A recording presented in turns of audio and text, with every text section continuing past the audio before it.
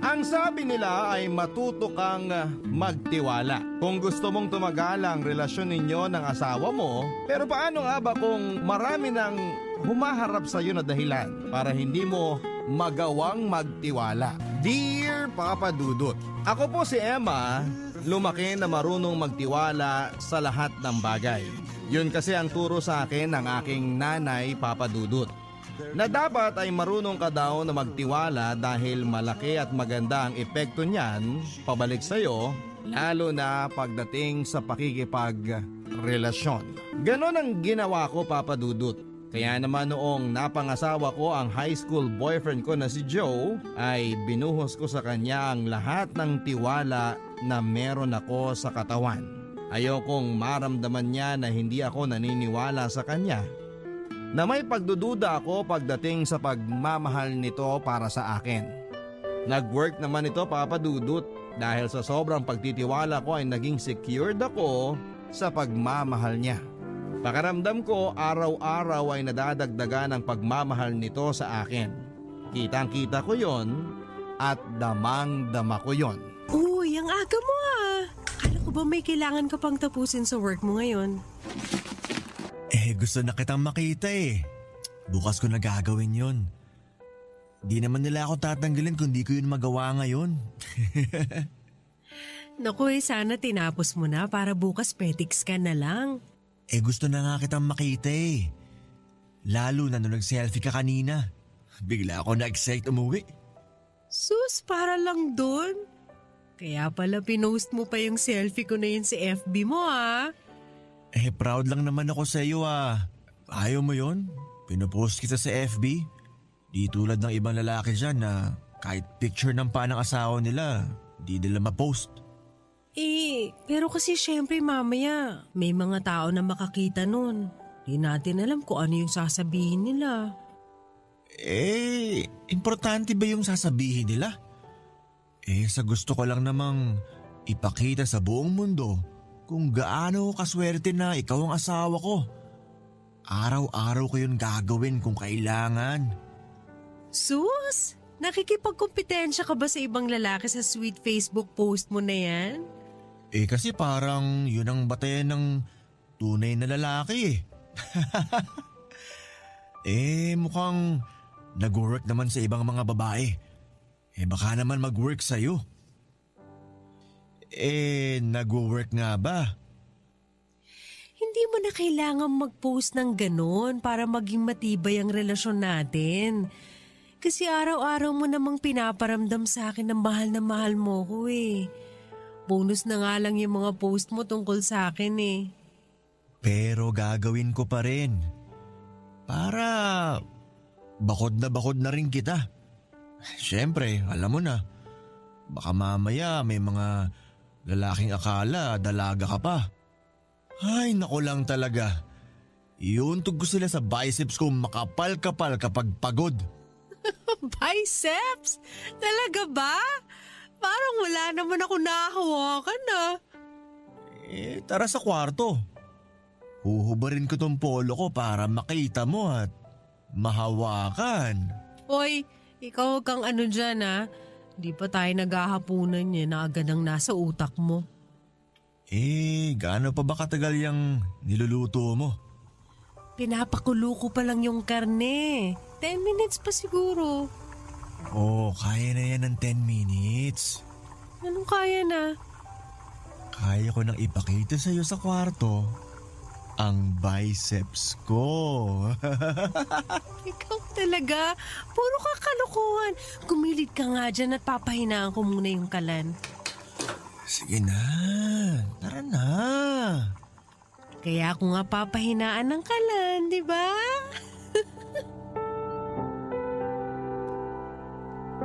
Sobrang secured ako sa pagmamahal ng asawa ko, Papa Dudut. At alam kong malaki ang nagawa ng sobrang pagtitiwala ko sa kanya para mag-workout ang relasyon namin. Walang dahilan para magduda o mag-isip ng masama. May tiwala ako sa kanya. Nagpapasalamat nga siya na ganon ang pagturing ko sa kanya at hindi ako katulad ng ibang kakilala niyang babae na panay duda at kuda sa mga asawa nila. Sabi niya ayaw na ayaw daw yon ng mga lalaki, kaya mas lalo silang natutuksong gumawa ng masama. Ayaw kong mangyari yon, Papa Dudut. Kaya naman araw-araw malusog siya sa tiwalang ibinibigay ko sa kanya. Kahit nga yung ibang mga kakilala ko ay panayang udyok sa akin na huwag masyadong mapagtiwala dahil baka iputan daw ako sa ulo ng sarili kong asawa.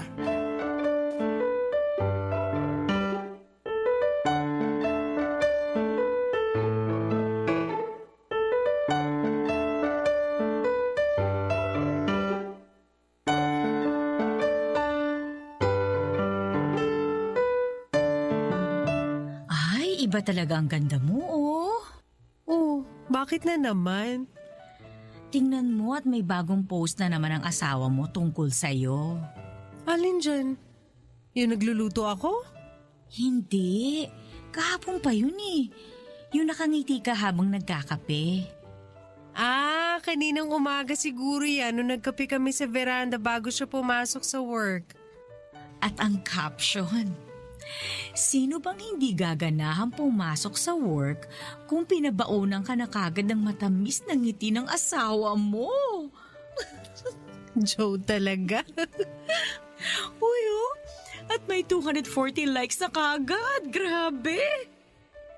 Ewan ko ba dyan kay Joe? Sabi ko naman na huwag na magpo-post ng ganyan eh. Nakakaya sa mga nakakabasa. Iswerte ka nga eh. Yung iba nga dyan kahit anino ng asawa nila itinatago pa sa FB. Ikaw o tingnan mo. Kala mo ka-level mo ng ganda ang mga celebrity sa mga post ng asawa mo. Siguro nga. Pero nakakailang kasi lalo na kapag may mga nagko-comment doon. Para daw kami mga teenager sa mga post ni Joe. Ay naku, huwag mo intindihin ang mga yun. Inggit lang sila kasi kahit kailan hindi sila nakatikim ng kahit happy birthday FB post sa mga asawa nila. Diba? Ikaw talaga ang reyna ng kagandahan doon, te. Baliw! Akin na yung baso mo at ilalagay ko na sa lababo. May gusto ka pa bang kainin?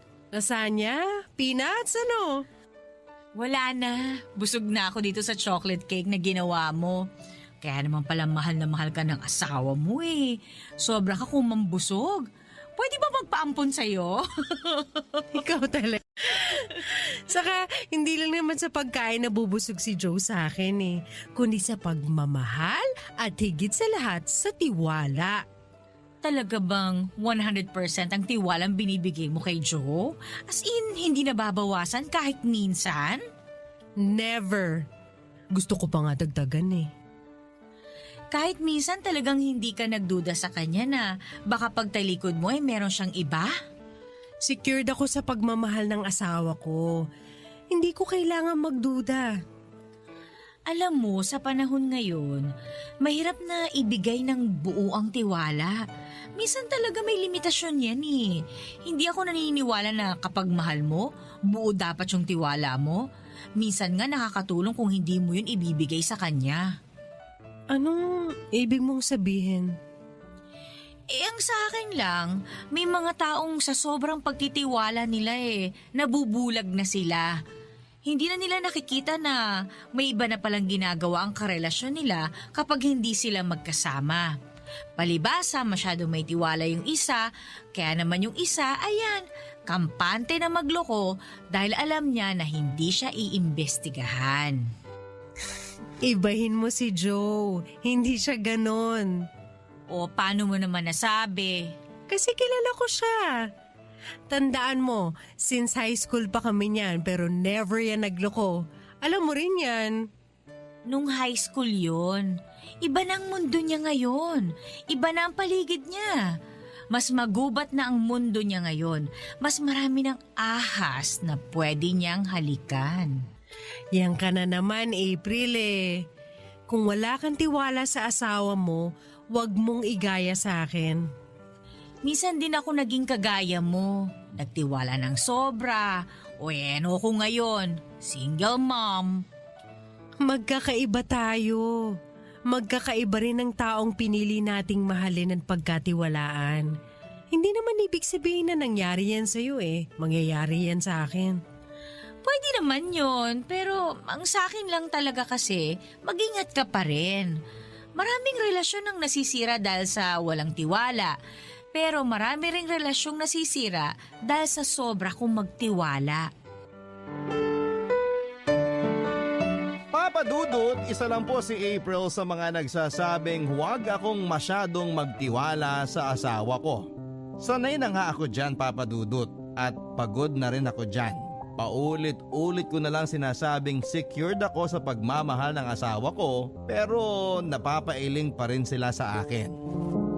Hindi pa rin dapat ganun daw. Pag ganito na ay iniiba ko na ang usapan para hindi na madugtungan pa ng kung ano-anong mga salita para mapapayag nila akong kalahati lang dapat ang ibigay kong tiwala sa asawa ko. Sa gusto kong 100% ang ibigay kong tiwala gusto ko buo lagi.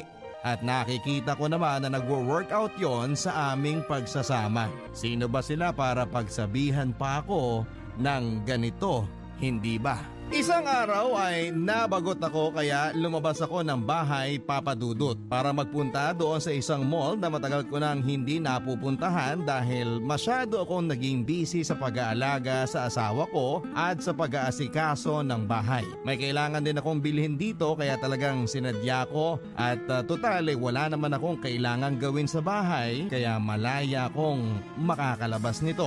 Nang makarating na ako doon ay agad akong bumili ng kailangan ko para makapasyal na lang ako after. Nang mabili ko na yon ay saka naman ako naglakad-lakad. Tumingin-tingin sa mga benta, nagpaka-aliw-aliw at nang makaramdam ako ng gutom ay pumunta ako sa isang resto. Pagkapasok ko pa lang ay nakita ko na si Joe na may kasamang ibang babae.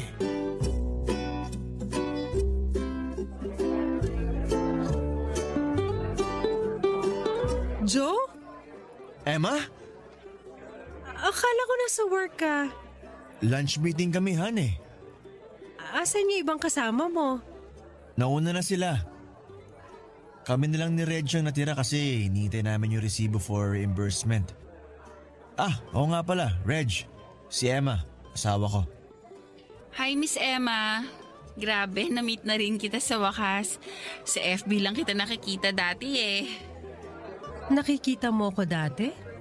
Oo. Ako yung number 1 fan nyo ng asawa mo. Ako lagi taga-puso ng pictures nyo at mga post niya tungkol sa inyo. Ay, ganun ba? Sorry, hindi ko kasi masyadong namomonitor yung FB ng asawa ko. Ganyan yan, Reg. Sobra-sobra kang magtiwala sa akin kaya di na namumulis ng cellphone at Facebook yan. Sana all, no? Ako kasi yung boyfriend ko, kulang na lang itali niya ako sa bewang niya para lang mabantayan ako. Kakasawa. Kaya nga, Han. Sabi ko dito kay Reg, ikwento niya lang sa boyfriend niya kung paano mo ako pagkatiwalaan. Kaya tayo nagtagal para gumaya na rin. Siguro nga, kulang lang talaga ng tiwala sa yung boyfriend mo. Oo nga eh. Palibhasa, ang ganda ko kasi kaya todo selos yun. Char! Sobrang gwapo ko rin naman Pero tinan mo naman tong asawa ko. Grabihan din kung magtiwala. Yabang mo Oh, yan na yung resibo. Reg, pa-double check naman please bago tayo umalis. Oh Han, paano to? Kailangan na naming bumalik ng office Okay ka lang ba? Gusto mong sumabi ka na sa amin palabas? Kakarating ko pa lang sa resto, lalabas na ako agad. Ay, oo nga pala, sorry. Alam mo naman ako, sanay lang na sinasabay ka lagi. So, okay ka na rito? Yes naman. Mauna na kayo, baka malate pa kayo niyan eh. Huwag ka masyado magpakabusog May dinner pa tayo mamaya. Ilang oras pa yon, no? Sige na, umalis na kayo. Reg, nice meeting you pala. Same here. Pwede ba kitang i-add sa Facebook? Oh, bakit naman hindi? Wala lang kasi baka for family and friends lang ang FB mo eh. Mula ngayon, friends na tayo. Wow! Thank you. Di mo natatanong, bihira ang babae kong kaibigan. Ewan ko ba? Parang ayaw nila sa akin. Baka naiinggit. Or threatened. Tara na, Reg. Han, mauna na kami ha. Orderin mo yung adobong itik nila tapos mag-lemon juice ka. Panalo yun dito. O sige, ingat kayo ah. See you later. Love you. Love you more.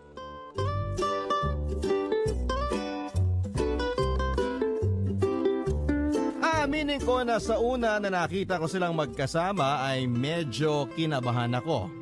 Pero noong nakausap ko na silang pareho, alam ko naman na wala akong dapat na ipangamba. Hindi ko nakita ang kaba sa mukha ni Joe habang ipinapakilala si Reg sa akin. Ganon din si Reg, kampante lang ito habang nakikipag-usap sa akin na akala mo ay matagal na kaming magkakilala. Matapos nga ako kumain ay umuwi na rin ako dahil nakaramdam ako ng antok. Habang nasa biyahe ay inopen ko ang Facebook ko at nakita ko ang friend request ni Reg na inaccept ko naman. Agad-agad ay nag-message ito sa akin ng thank you at nag-aya minsan na lumabas kasama ng mga asawa namin. Umuo lang ako. At saka bumaba na ng taxi at pumasok na sa bahay para ayusin ang mga kailangan ko sa pagluluner namin ng asawa ko. Para mamaya, bago dumilim ay isasalang ko na lang ang lahat.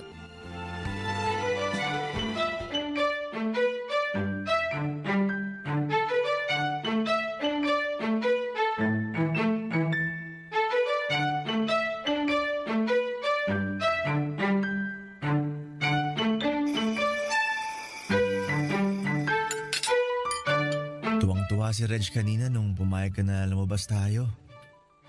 Ramdam ko nga. Maganda nga rin yun para nakikilala ko rin yung ibang katrabaho mo. Hayaan mo. Kapag may chance, lalabas tayo kasamang ibang cowork ko. Saka para di ka na rin naiinip dito sa bahay. Okay lang naman ako dito, ano ka ba?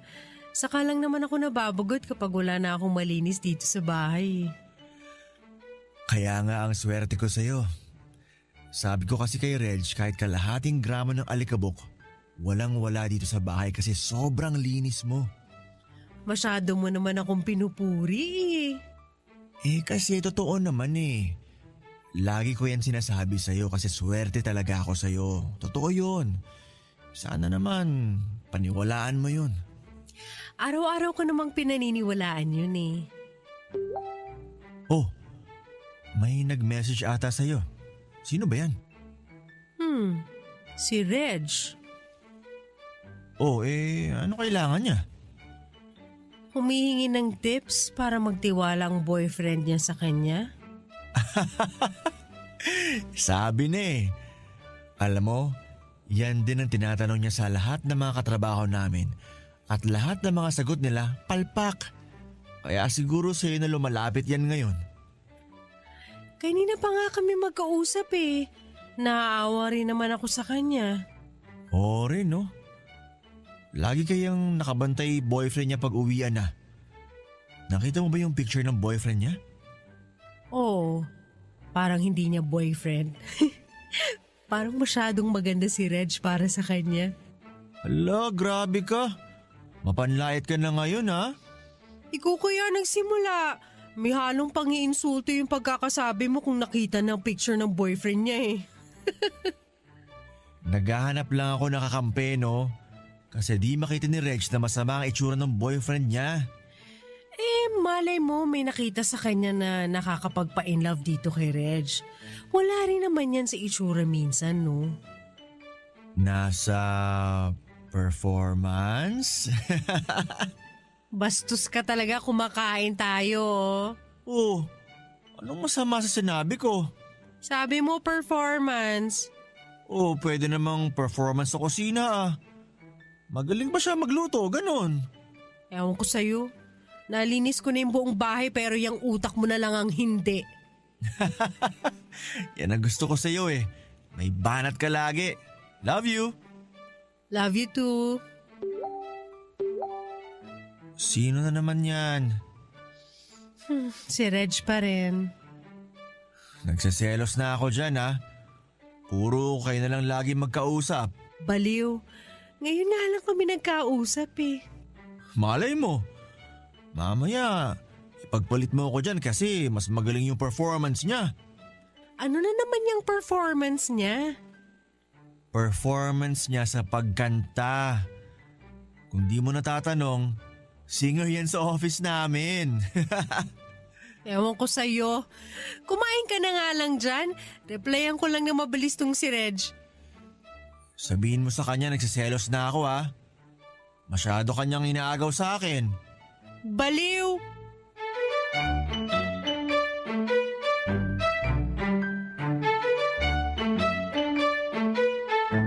Naging tuloy-tuloy ang usapan namin ni Reg, Papa Dudut. Naging magkaibigan kami at paminsan-minsan ay lumalabas kami kapag walang ginagawa. Mabait si Reg at masayahin kaya madali niyang nakuha ang loob ko. Wala namang problema si Joe kung maging magkaibigan kami. Magandang araw yon para may iba akong kaibigan bukod kay April na bibihira ko na rin nakakasama dahil busy na rin sa anak niya at bagong boyfriend. Kaya tuloy, naging instant best friends kami ni Reg. Papa Dudu, tulad ng dati ay masaya pa rin ang pagsasama namin ni Joe. Kung may nabago man, yun siguro yung na-triple yung pagiging sweet nito sa akin. Sino bang babaeng hindi masisecure sa pagmamahal ng isang lalaki na katulad ni Joe, hindi ba? Nasa kanya na ang lahat ng kailangan ko para hindi ako magduda tulad ng ibang babae. Kaya araw-araw talaga ay nagpapasalamat ako, Papa Dudut, sa Diyos na ibinigay niya sa akin si Joe para makapiling forever.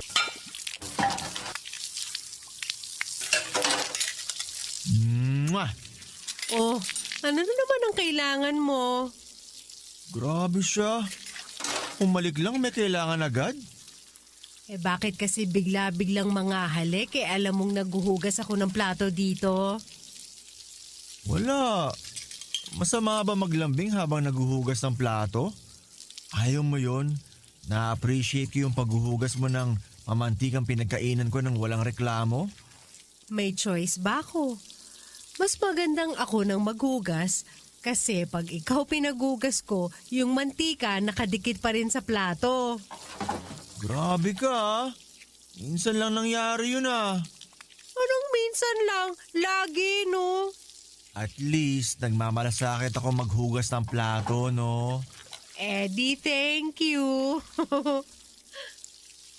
Han, Yes? I love you. May kailangan ka eh. Ito naman, nag-I love you lang, may kailangan agad. Bakit wala ba? Actually, Sabi na eh. uy, di ko lang to kailangan. Pati ikaw rin. Anong ibig mong sabihin? Naisip ko kasi lately, malungkot dito sa bahay eh. Huh? Don't get me wrong ah. Masaya ako nakasama ka pero lately may kulang eh. Anong ibig mong sabihin? Hindi ka na ba kontento dito? Hindi ka na ba kontento sa akin? Emma, Ano? Sabihin mo lang.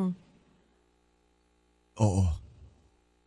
Hindi ka na kontento sa atin? I'm sorry Emma. Pero oo, hindi na.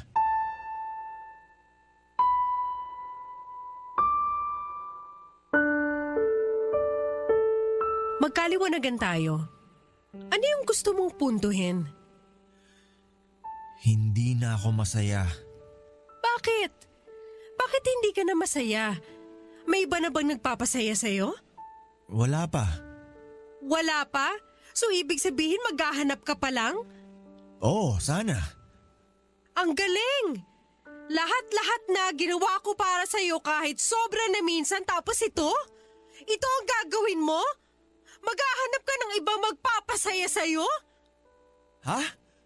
Anong ha-ha ka dyan? Ay, Di mo ata naget sinasabi ko. Wait lang. Bago ka magalit, ito yung gusto kong sabihin. Galingan mo mag-explain bago ko itarak sa'yo itong kutsilyo na hawak ko. Chill.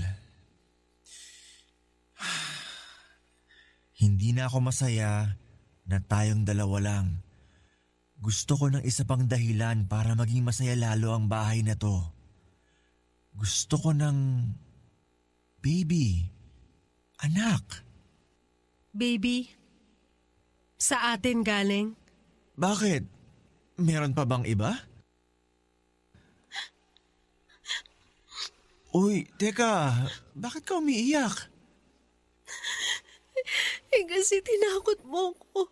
Akala ko hindi ka na masaya sa piling ko kaya maghahanap ka na ng iba. Loko ka talaga. Ako? Maghahanap pa ng iba? Makakahanap pa ba ako ng hihigit sa'yo? I doubt that. Kailangan pa ba paulit-ulit sabihin sa'yo na swerte na ako sa'yo? At ikaw lang ang mamahalin ko? Kasi... Kala ko ba may tiwala ka sa akin? Sobrang tiwala ko sa'yo, alam mo yan. Bakit yan agad ang pumasok sa utak mo? Natakot lang. Ay, sus. Tara na nga. Tara saan? Sa kwarto. Ha? Bakit dun? Hindi pa ako tapos maghugas ng plato. Mamaya na yan. Makakapaghintay ang mga platong yan. Ako, hindi na. Ha? Sumunod ka na lang. Bakit nga? Gagawa na tayo ng baby. Agad-agad? Agad-agad. Sinimulan na nga namin ang pagpaplano na bumuo ng pamilya. Matagal-tagal na rin kaming mag-asawa at oras na rin para magkaanak. Marami na kaming pagsubok na pinagdaanan, Papa Dudut. At reward na sa amin ang magkaroon ng anak na bagong magiging liwanag sa aming pagsasama. At dahil dito ay mas lalong tumindi ang pagmamahal ko sa asawa ko. Habang hindi pa kami nakakabuo ay pinapaiwas ako ni Joe na ma-stress kahit na nasa bahay lang ako. Kaya naman kumuha ito ng kasambahay na makakatulong ko sa gawaing bahay. Kaya ayan, dahil nga sa wala na ako masyadong ginagawa at para malibang ay lumalabas-labas na lang ako kasama si April. Wala namang problema si Joe dito. Saka ngayon ko na nga ulit nakakasama ang best friend kong si April matapos itong makapag-adjust sa buhay single mom niya.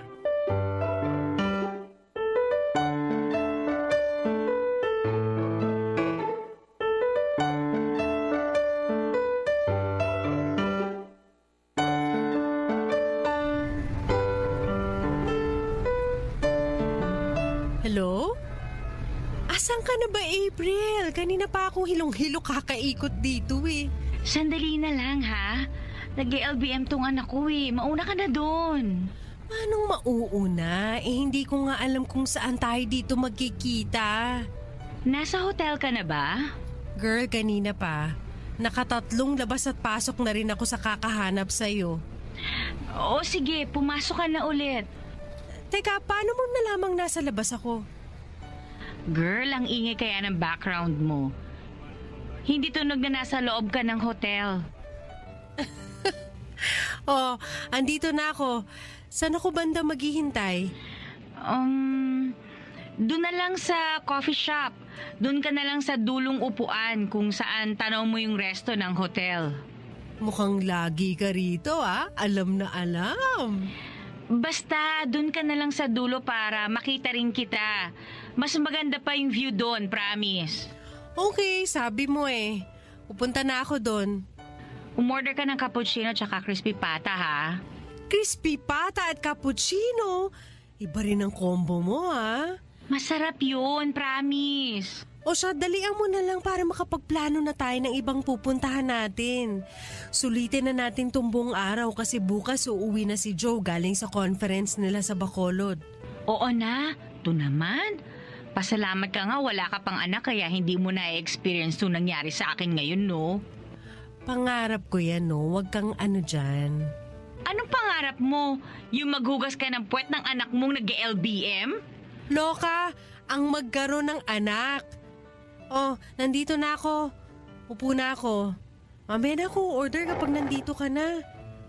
Gaano pa kita katagal hihintayin? Hindi ko pa alam eh. Basta huwag mo munang ibaba tong tawag ko, okay? Ang clingy, ah.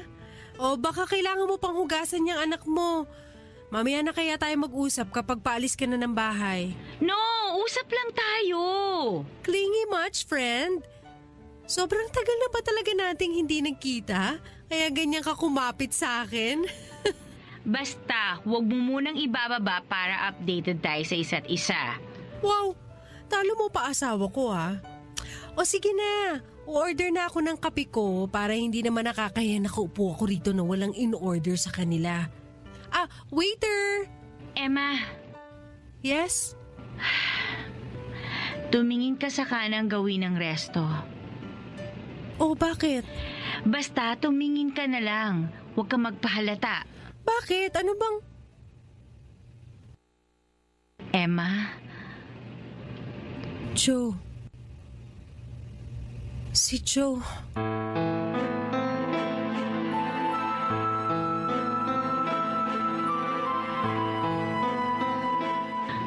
I'm sorry, Emma. Anong ginagawa niya dito? Kasama si... Reg, Paano mo nalaman? andito lang ako sa coffee shop sa kanan mo, Emma. Alam mo, Alam kong may relasyon ng asawa mo at si Reg. I'm sorry kung sa ganitong paraan mo malalaman ang lahat. bakit? Paano nga? I'm so sorry, Emma.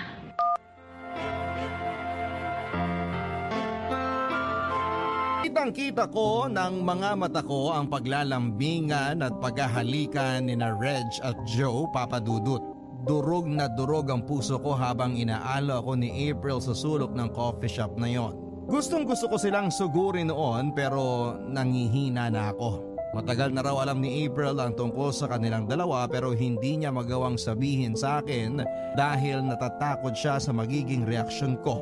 Pinagsabihan na niya ang asawa ko noon at nangako si Joe na hindi na uulit at tatapusin na ang relasyon niya kay Reg. Naniwala naman si April, Papa Dudut, kaya hindi na ito nagsumbog sa akin. Pero nahuli naman niya si Joe at si Reg kaya sa pagkakataong yon ay sinabi na nito sa akin sa ganitong paraan. Yung ako mismo ang makakakita. Tama lang ang ginawa ni April dahil alam ko na kapag sinabi niya lang ito sa akin ay hindi ako maniniwala sa kanya. Dahil bulag na bulag ako sa tiwala ko sa asawa ko. Mas magandang ako mismo ang magtanggal ng piring sa mga mata ko para ako mismo ang makakita na ang taong pinagkakatiwalaan ko ng sobra ay iniiputan ako sa ulo ng hindi ko namamalayan. Hindi lang isa kundi maraming beses pa, Papa Dudut. Sa nangyari sa amin ay hindi ko na talaga alam kung saan ako lulugar pa. Kapag hindi ka nagtiwala, magagalit sila. Kapag nagtiwala ka ng sobra ay lolokohin ka. Ano ba ang tamang gawin ko sa pakikipagrelasyon para magtagal? Kasi sa nangyayari sa akin ay hindi ko na rin alam kung ano ang gagawin ko. Ang inyo pong kapuso at kabarangay forever, Emma.